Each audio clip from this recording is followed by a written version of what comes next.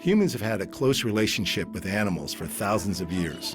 Scientists agree the domestic dog has been a trusted pet for around 15,000 years. And cats became part of the household from 10,000 years ago. And now it's estimated there are at least 600 million pet cats in the world. Exotic pets have also been kept for thousands of years. It's well documented that the Egyptians kept baboons as pets, and exotic animals kept in the home feature in many ancient texts. In modern times, the keeping of exotic pets has increased. A staggering statistic is that there are more tigers in the US alone than there are in the wild. Animal owners truly believe they are playing a role in preserving the numbers of exotic animals. But on the other side of the debate, there are those who believe it is a cruel practice to keep any animals in captivity. This series explores the issues from both sides, from those who know the dangers,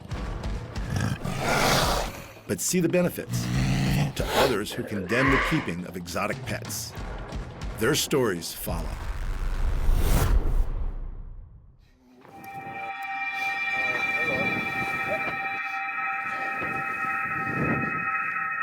You can go take him over to the log there, Chris. In the course of raising animals and having certain ones, sure, I've gotten bit before. You can't be in it 50 years and not have had an incident here or there for whatever reason it might have been at that time. And generally, it's been my own fault. Here, come here. Easy, easy. See, that's him. He's actually very happy about that. He just wants to play in the worst way. Although this attack was unexpected, for Luke the lion, this was apparently playtime. See, like that, jumping on me, that was all, he's all happy, but you see how he was stalking in the bushes, he thought, oh, and it's a big game to him. Yeah, it's all him saying hi. He has his claws, but he didn't use them. I mean, because a lot of times just in play, you see that? That's hot. You can't go under the trailer. Steve isn't too bothered by the game Luke is playing. He's worked with exotic animals for around 50 years, and he's seen this kind of behavior before. Lions are quite social animals, and within their pride, they are often affectionate with head rubbing, licking, and purring. However, no matter what your experience working with lions, these animals are quick and they are predators with speed on their side. Very, very quick. Say if you were clear at the other end of this pen and he was here, you would never outrun him. He would catch you for sure. I mean, they are extremely fast when they want to be. A lion can run up to 50 miles per hour, but only in short bursts, so they need to be close to their prey before they attack.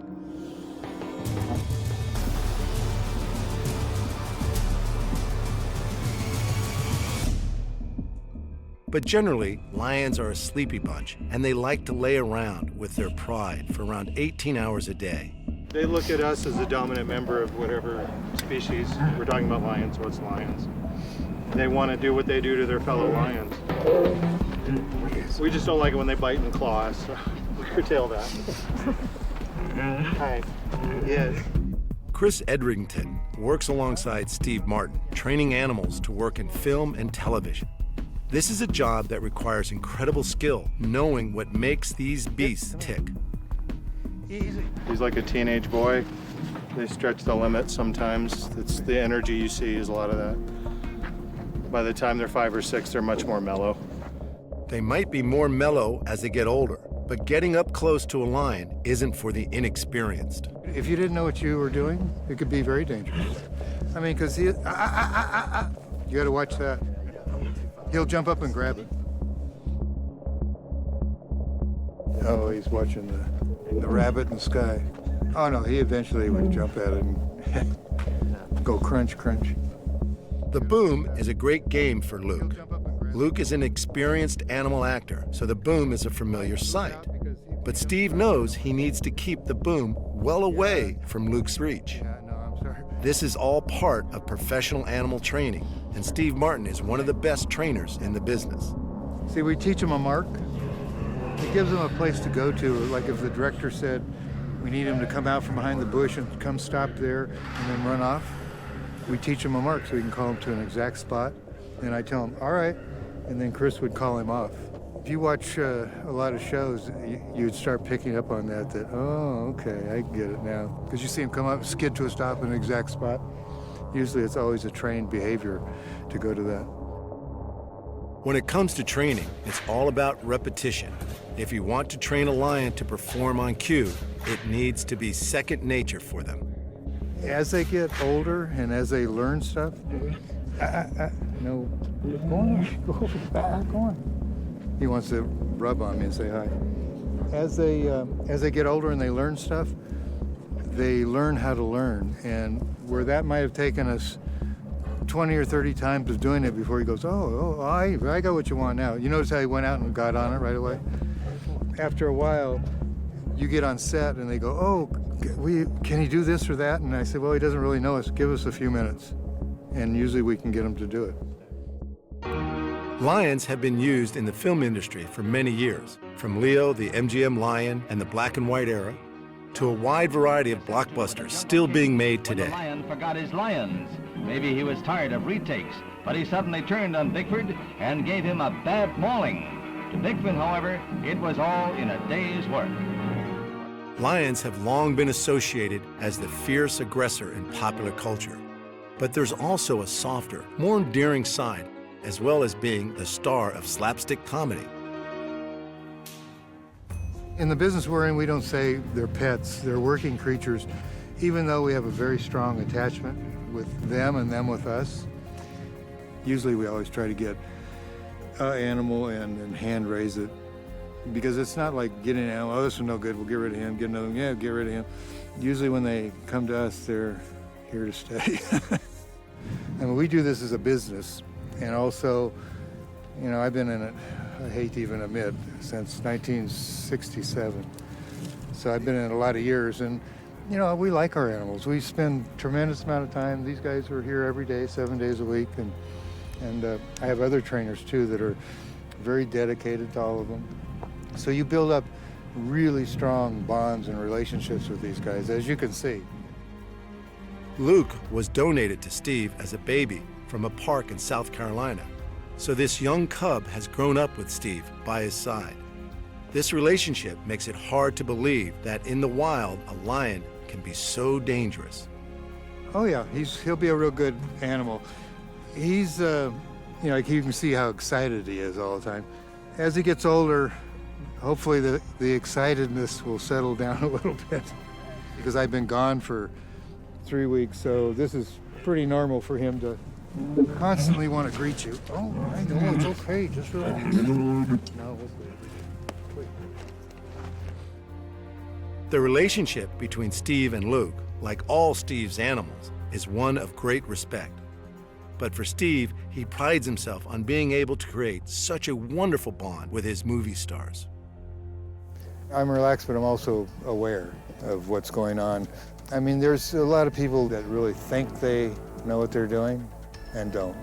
I mean, unfortunately, a lot of the private sector that do have animals, they get these animals and they raise them as babies, and they're real rambunctious, and they think because my little girl was around it when it was this size, that she can be around it, my daughter, my son, or whatever, when they're full size. It's a whole different mentality.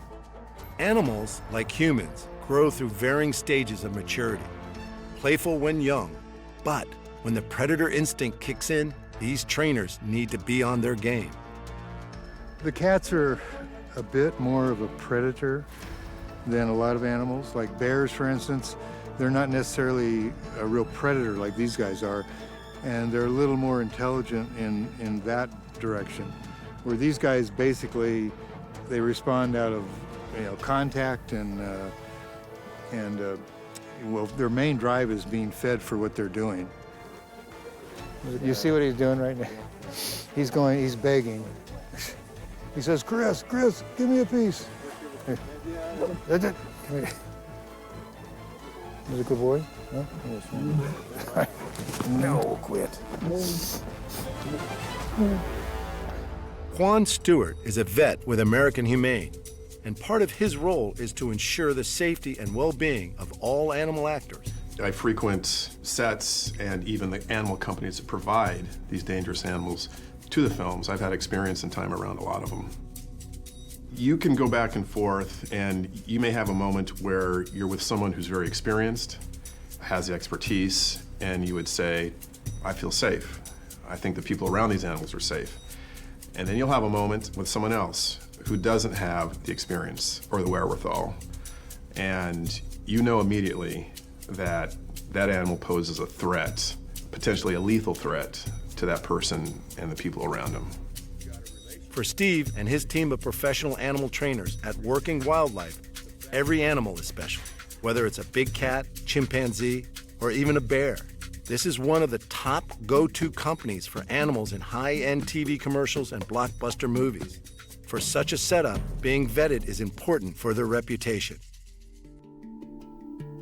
The American Humane, we have them come up all the time. They brought somebody from Australia, from New Zealand, and around the world, and they want to see how you handle your animals, because they have humane departments throughout the world. And we call them and ask them to come, because there's certain groups out there, which I won't say their names, but are highly against what we do, because they think we starve and beat our animals and all that. So I don't know how you could take an animal you abused on a set with like 200 people and not have it kill you, you know? So it's all a positive reward system in all the training that we do. With so much experience, the Working Wildlife training is a slick operation. But for the animals, it's often about playtime and fun. They know there's a reward on offer if they hit their mark. These creatures leave it up to the trainers when it comes to the serious side of the business. When we're on set, we usually are pretty strict. Like, I always take 3 people. Those other 2 people, they're not just watching what I'm doing, they're watching what's going on. I'm watching exterior things. And sometimes I'll see somebody, like with these guys here, if you had somebody, one person, you got 50 people here and one person out over there, like peeking behind a tree or something, they pick up on that right now. And right away you'll see them like this, uh-oh. I said, who's, and you can see them out there. So we try to keep a handle on all exterior stuff that's going on when we're working. One of the stars in the animal lineup is a Kodiak bear named Tag. He's obedient, playful, and likes a crispy treat or two. But when you're working with bears, it's always best to be cautious. Bears can be very dangerous. I mean, under the wrong circumstances.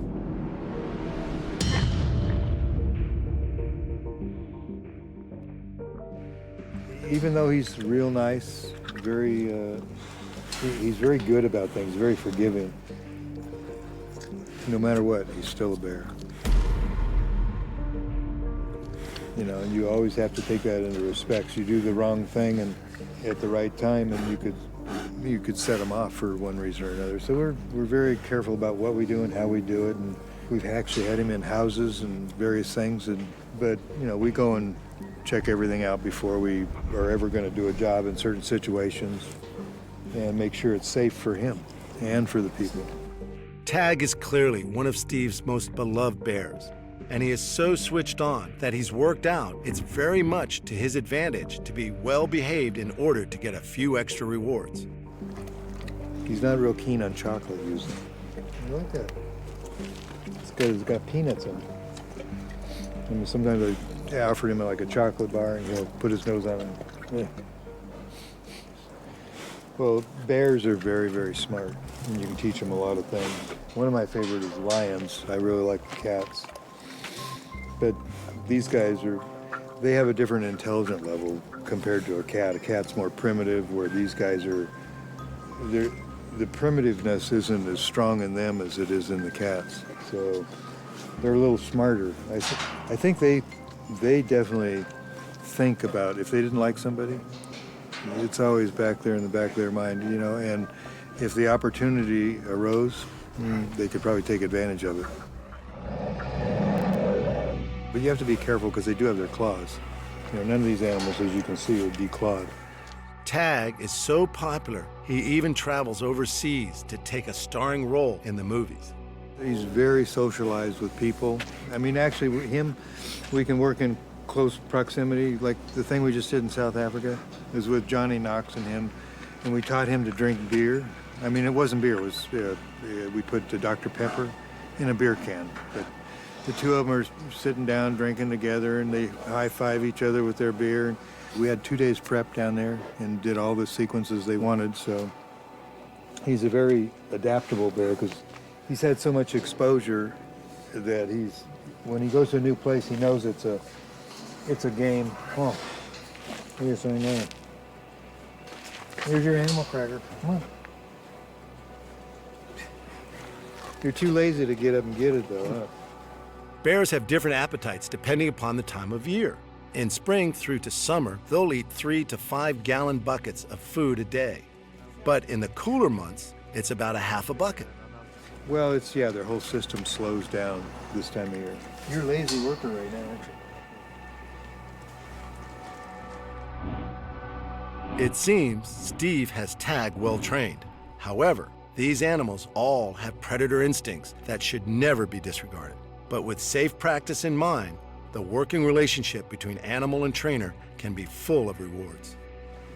You can see in this guy, he picks up on things real quick. So, you know, at first when we start teaching him, like I said before, it's a slower process. But as they learn how to learn, they kind of, like these bears, they'll just kind of look at you like, oh, okay. And so they pick it up real fast. Shake it, shake it, shake it. Good. Good boy. Good boy. The animals are always the #1 priority at working wildlife. And Steve has an incredible setup where the animals only spend a small amount of time in their enclosures. On a property this size, the animals get to roam in dedicated open spaces while they prepare for their next starring role.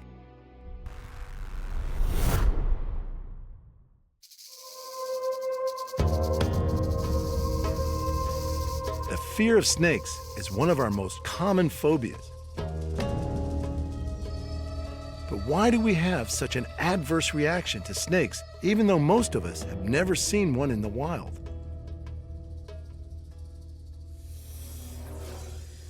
Snakes are found on every continent except Antarctica, and there are over 3,600 species slithering across them. Most are non-venomous, but the ones that are venomous can kill, which gives all snakes this bad reputation. However, John Cann and his snake-loving family find them irresistible. People are scared of snakes because of the unknown factor. And even when you fully explain it to them, there's no danger if you're careful. They're still got that phobia there, they're concerned. The main thing is you don't try to pick him up, you don't tread near him. A lot of deadly snakes, you can tread near them, they'll escape. A lot of them will put up and have a go at you. They're not aggressive, they're defensive. And their defense is being aggressive. Given the deadly reputation of venomous snakes, why is it that snakes are the most common exotic animals kept in captivity? John's unique family story goes some way to answering this. John Cann has been living with snakes all his life. The Cann family has worked with snakes for almost 100 years, and John's father, George, took over the snake show at La Perouse from 1920, which is still operating today at the same site in Sydney, Australia. The original show was promoted as the Snake Pit of Death, guaranteed to draw a crowd. John and his brother George Jr. have been extremely close to snakes their whole life. So much so that John is a leading expert and author on the subject of snakes and other exotics. Since his retirement from the snake shows in 2010, John has had more time to concentrate on writing books about these cold-blooded reptiles that have fascinated him since childhood.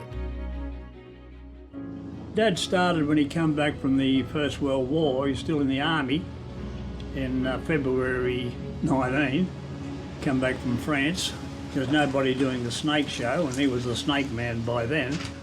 So he went and caught a few snakes and set up the pit at the La Perouse. And Mum used to be the Cleopatra. She was the first snake show lady in Tasmania when she was 13. Mum worked on the same showground as Dad, and down the track they got married. Whenever Dad was bush, Mum used to do the show at La Perouse. Never with real bad snakes, I can assure you. She probably had pythons and a few black snakes. It's uncommon for exotic pet ownership to cross over many generations. But for John Cann, the handling of dangerous snakes is a family tradition. The collection of snakes includes some of Australia's deadliest species. We got most of our snakes from around here, but we used to travel the country a lot when we was getting snakes for milking. We used to go to different lake countries in New South Wales, down into Victoria. But generally speaking, we used to get local snakes. When they weren't using local snakes in the show, John and his dad regularly traveled into the countryside looking for new exhibits to include. When I was a kid, I was in a swamp at Nowra one time. I was probably about, 8, 9 year old. And Dad used to always hunt with his trowels that roll up around his legs. And he was in the water where this big black snake was. He was over 2 metres, thicker than your arm. And Dad was battling to get that snake in the bag. But he said, pull my trousers down. And before he knew it, I unbuckled his belt and pulled his trousers down. His trousers were floating in the bloody water. And he didn't see the funny side of it. Later on, he always said, roll me trousers down.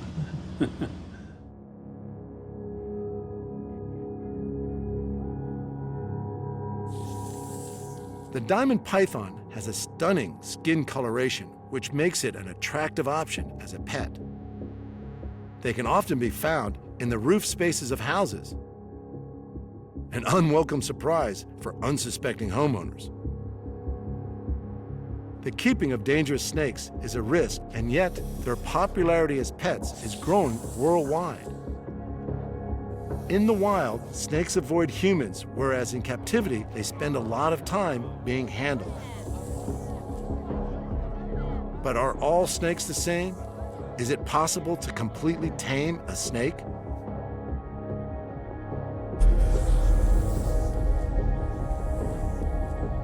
They all have their own temperament, whatever mood they're in, but some of our deadliest snakes do quieten down in captivity after a time, and people, in my opinion, carelessly put the venomous snakes around their neck. And as I photographed in one of my books, a friend of mine kissing a tiger snake, and that's the snake that killed him. So you can never be certain they're not going to bite even when they're quiet. I have had friends of mine in comas for weeks and weeks after a bitten by a snake they reckon would never ever bite them. So.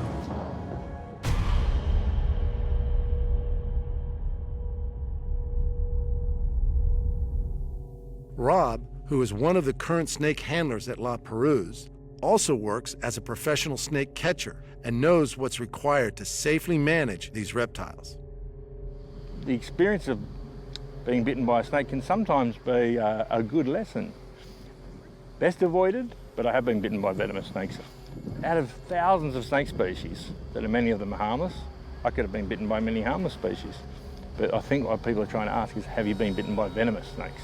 And the answer is yes. It'd be sort of weird if you hadn't, in a way, to be so involved with snakes and never actually experience that part of. And I don't recommend it in any way. Don't go and get yourself bitten by a snake. Our only highly venomous ambush predator is this historical snake. But it's got the worst name of any snake in history. This snake is called the death adder. One of the fastest striking snakes in the world.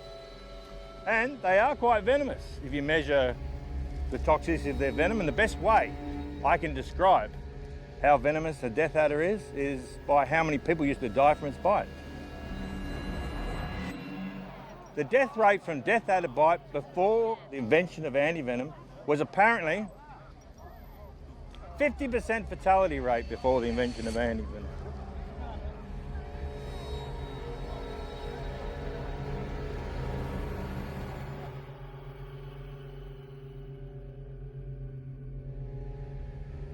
Even when you're an expert with snakes, it must be remembered you could be dealing with a venomous snake that won't hesitate to bite if they feel threatened.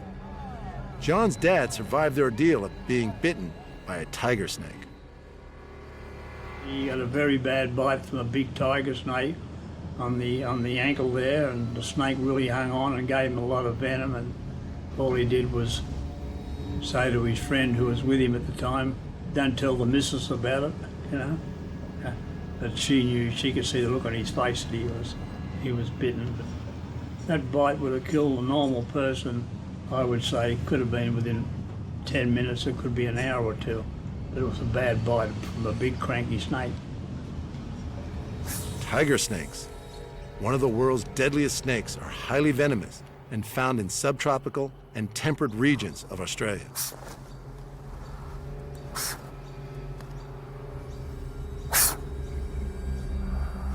Tiger snakes are dangerous, but people do keep them as pets. They appear intimidating and fearsome, but it is mostly a bluff. Experts will say that you do need a high level of experience in snake handling before you even think about keeping a venomous species. Is a snake recommended as an ideal pet? As with most exotic animals, it requires a special kind of person that's prepared to provide the right environment for them to live in. But unlike a domestic cat or dog, a snake will never come looking for any affection from its human. If you like snakes, that's the only way you can call them a pet, because they'll never get to know you.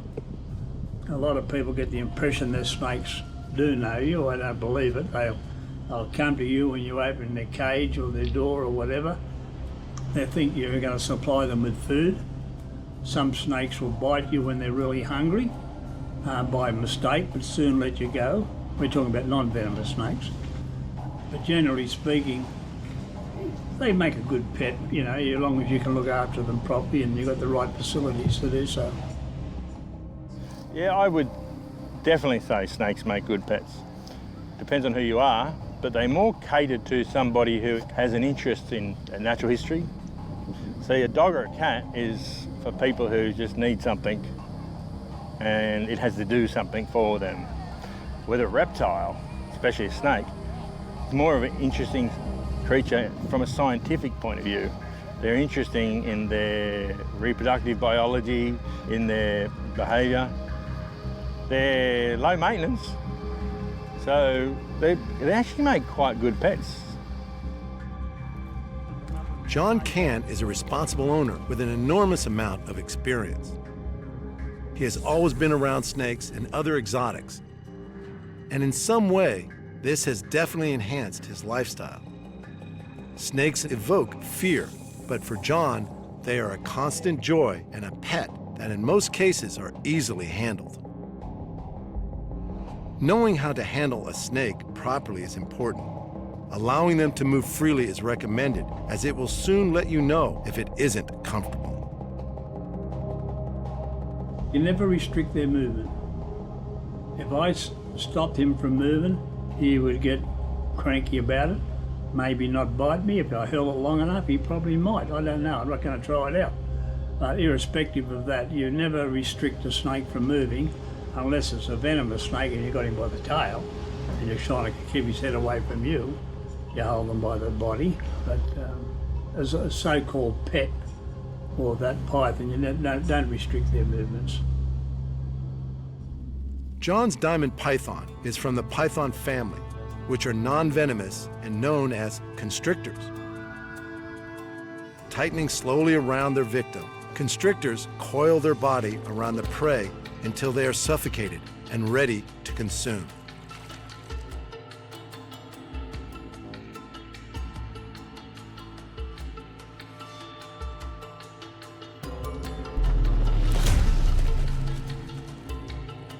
pythons can swallow prey bigger than the diameter of their own heads, which broadens the possibilities of a hearty meal.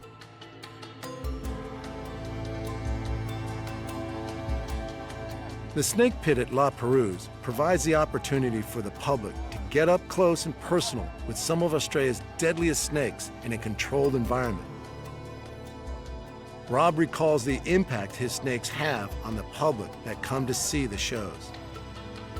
People react here to snakes a lot better than they do when it's in their house.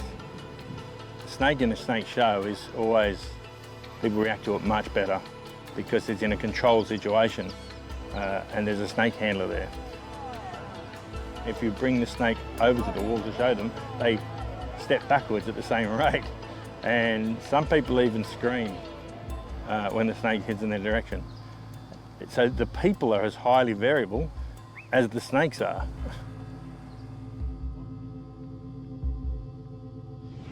Well, they're all very curious. I often used to get the impression at times that people are a bit disappointed you never got bitten, which is probably could have been true. I'd like to think I was wrong, but they're interested on the educational aspect of it. The shows at La Perouse have been entertaining people for generations. These days, the shows educate people about some of Australia's deadliest snakes that are kept safely tucked away in bags at the snake pit, waiting for their turn to draw gas from the spectators. As each snake is displayed, Rob explains the characteristics of the species and exposes some common misconceptions about snakes.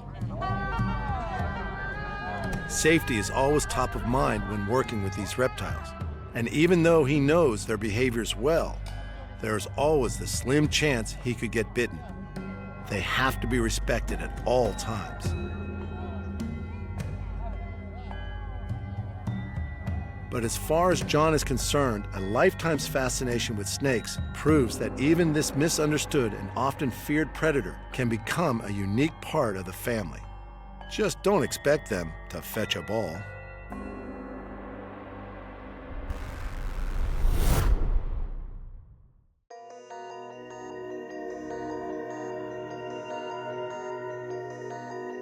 Australia's largest island, Tasmania, is home to some of the world's strangest animals. And sadly, it's best known for the demise of the most well-known marsupial, the Tasmanian tiger. Extinct since the 1930s, it may come as a surprise that they were once kept as pets, but even this could not guarantee the species' survival. The debate around exotic animals as pets is now centered on the other recognizable Tasmanian animal, the Tassie Devil.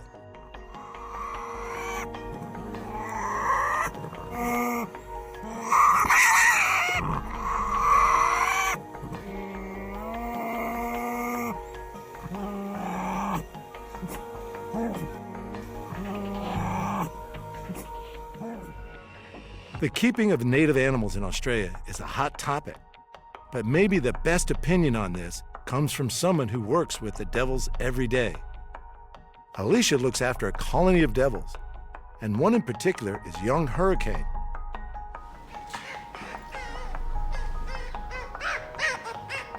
This here is baby Hurricane. He is a Tasmanian Devil. He's approximately 5 months old, we believe. So he is being hand raised by me at the moment. So he comes to work with me every single day, and then when I go home at night, he comes with me as well. He's being bottle fed around 5 to 6 times a day, every 4 to 5 hours. So he needs constant care, constant warmth. He's got a little hutch that he lives in when he's at home with me, which has a heat pad and lots of blankets and soft toys and things in there for him as well. Hurricane is cute, but Alicia does know that his bite is as bad as his squeal. Tasmanian Devils actually have the strongest jaw of any animal relative to their size.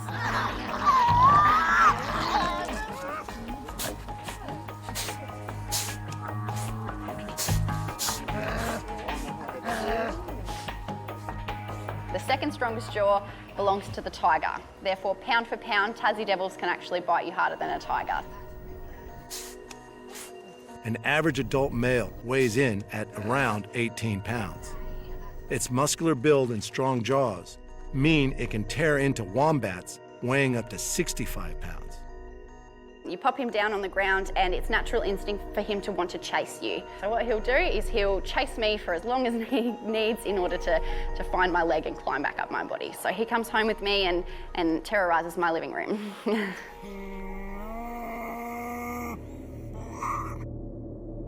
He likes to intimidate you, so that's Tasmanian Devil's game, basically. They like to open their mouth wide and show you their big teeth. They like to make really terrifying noises in front of your face.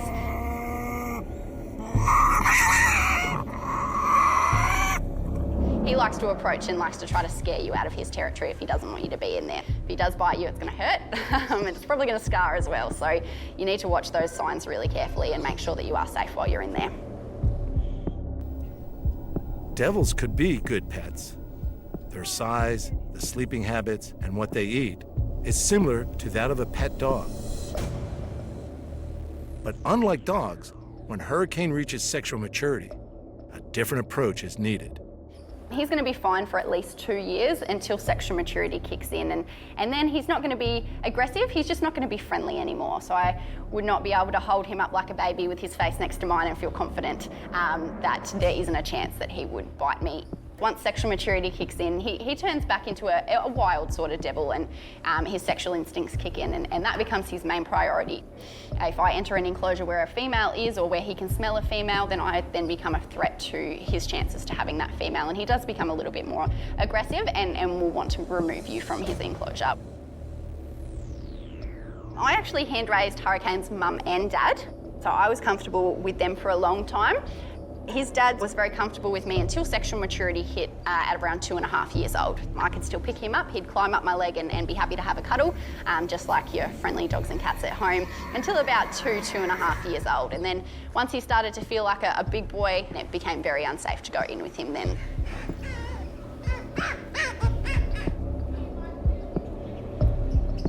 So that's his natural instinct. He wants to grab on. I have a little bit of arm in there, so it's pretty painful. It's like a vice-like grip at the moment.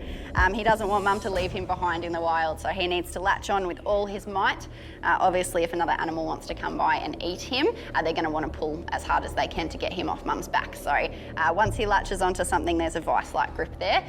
So if he gets my finger or if he gets my arm, just got to leave it there until he's done, basically.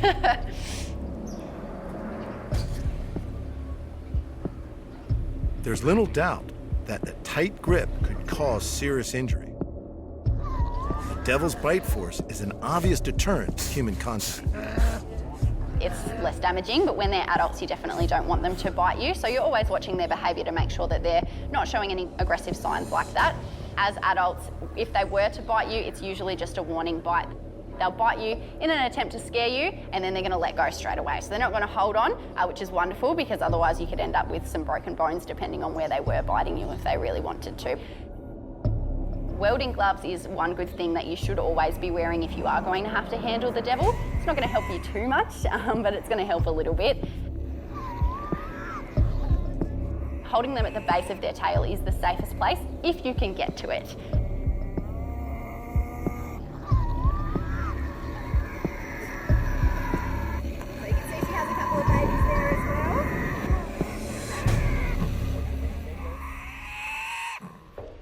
Although it's illegal to own any endangered native Australian animals, it's more the Tasmanian Devil's temperament that protects it from private animal ownership.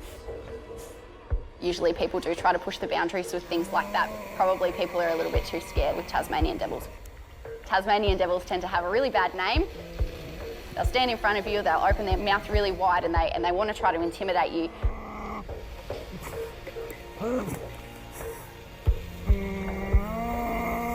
People will tend to see that sort of behaviour and tend to think, I don't want to go anywhere near that Tassie Devil, so I don't think anyone really even wants to have them as pets, which is good.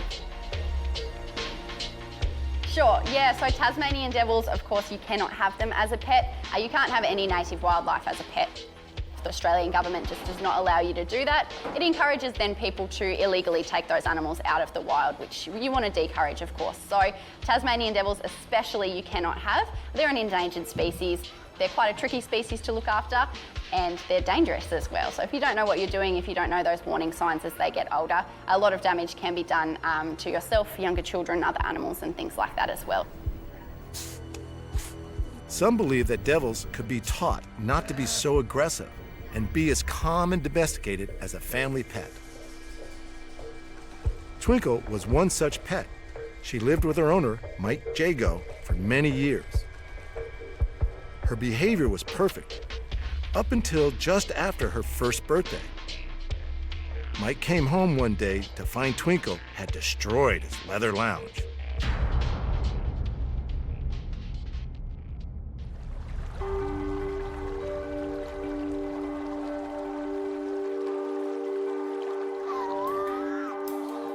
When the thylacine died out, the Tasmanian Devil took over the title of the largest known carnivorous marsupial. But where the thylacine's relatively docile nature made it suitable as a domestic pet, even hand-reared devils are far from safe to be around. Some experts say that had devils been domesticated for generations, they may have become more predictable and better behaved. Domestication may also help in saving the species. It is estimated that 90% of all devils in the wild are affected by an aggressive cancer which is threatening their existence. Many believe we are witnessing the demise of a species and that captive animals may be the only way forward. Private ownership may still be a possible solution to the conservation of other species, but the issue remains contentious. Is domestication really a viable solution? In some states here in America, it is outright legal to own just about anything, but that doesn't make it okay, and it doesn't make it beneficial to the animal. Just because it's legal doesn't make it right, and we know that. You know, animal ownership is certainly underscores that, and it's an evolution. You know, the understanding of the care, the welfare that goes into a lot of these animals, it's an evolution. It takes time. Tigers and lions, for example, have been successfully bred in captivity, but none have ever been reintroduced to the wild. To save cats, you've got to have that entire ecosystem intact. Any part of that food chain is out and the cats are going to die. So keeping animals in their own habitat is by far the best way. Alicia and Hurricane have formed a bond that may just be a positive sign for this much maligned species. I'm mum to him now, yep. So he knows my scent.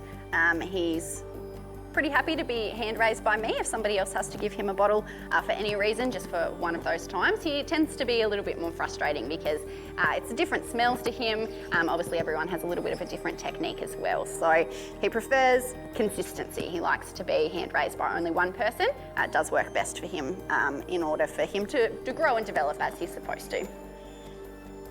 I feel like I'm really, really lucky. Tasmanian devils are obviously an endangered species, so being able to work so closely with a species that's so special and so unique is really awesome.